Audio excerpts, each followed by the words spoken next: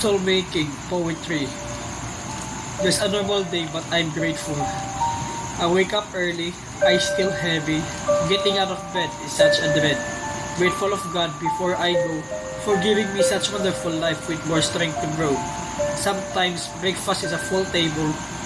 Sometimes it's quick, whatever we're able.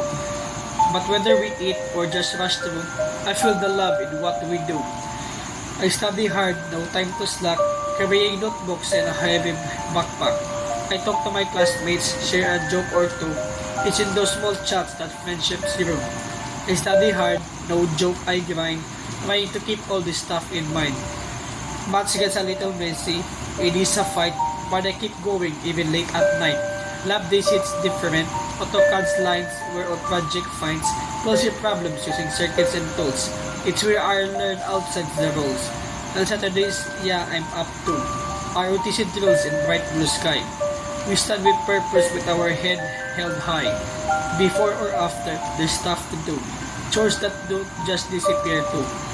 Laundry piles up, dishes call my name. Helping out at home, it's part of the game. Sometimes I escape in manga or books, in mid-up worlds and epic looks. Other days I just sing out loud, no audience, just me and the sound.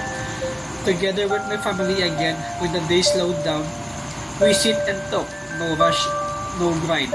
Just stories shared, laughter stays, little pieces of a long good day. Sundays we dressed up, head to church, hearts aligned in the same search. Thankful for the peace, for breath, for grace, for each other in that sacred space. Then there's my friend, my ride or die mate. We hang out when there's time to spare. Nothing fancy, just chill and talk, going places in between the chaos. It's a piece of memory for me to keep. It's not perfect, but it's mine.